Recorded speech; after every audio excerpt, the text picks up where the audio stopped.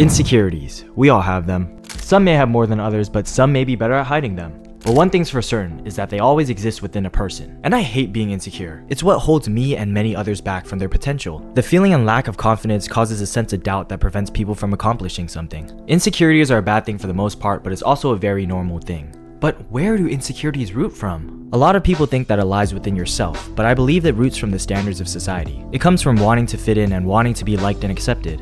And if you want to be liked, you have to not be weird. You don't want to be an outcast, so the insecurities lead you to develop a need for validation by trying to get people to like you.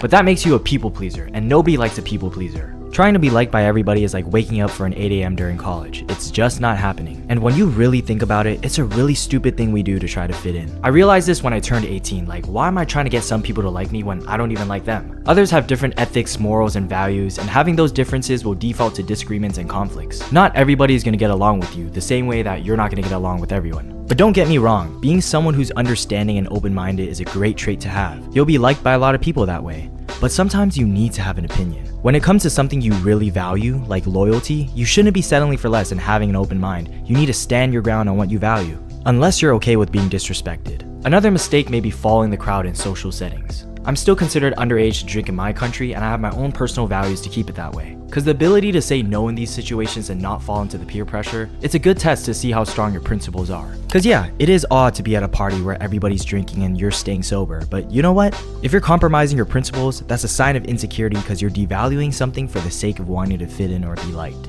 Having these sets of standards creates your identity, and if you're actively living in alignment with your values, you have taken a step outside of social insecurities. But understanding our societies and the root of insecurities will not make it go away. Yes, you should have your own unique traits that differ you from others, but unless you're antisocial and you're trapped in your own room, the underlying insecurity of living in our society will always be present. So, there are two ways you can go about this. You can either fix them or embrace them.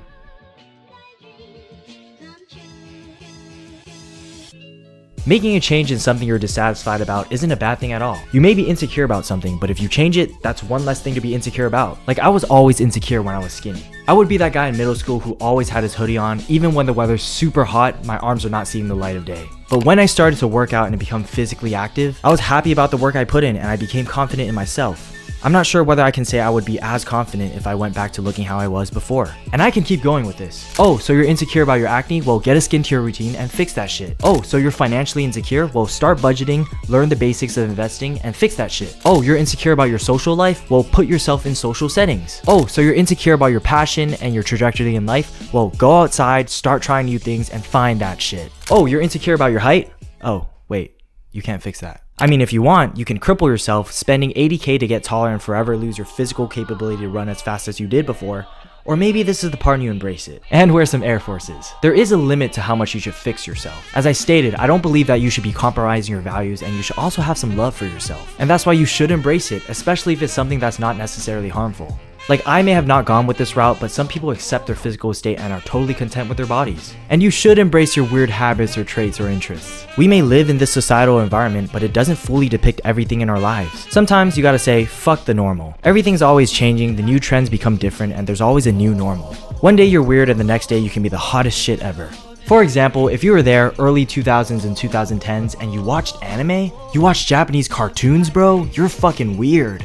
Now look at anime, it's the most mainstream and popular stuff ever. Who's to say that the things that are out of the ordinary now won't be cool things in the future? Instead of imagining it to be weird, think of it as unique. It's what makes you special. Differences in people will default to cause conflict, but it's also what makes the world go round. Or else life and people would be boring as shit. And last word of advice, don't be afraid to put yourself in a light where you can be laughed at. I feel like other people are too scared to do it themselves because they think that everybody will make fun of them. And then when somebody actually has the courage to do such a thing, their insecurities come out and they feel a need to make fun of you. Until at some point you just don't care, and that's what you call confidence. Alright, so I hope this video opened up your mind a bit and I hope you enjoyed. Thanks for watching.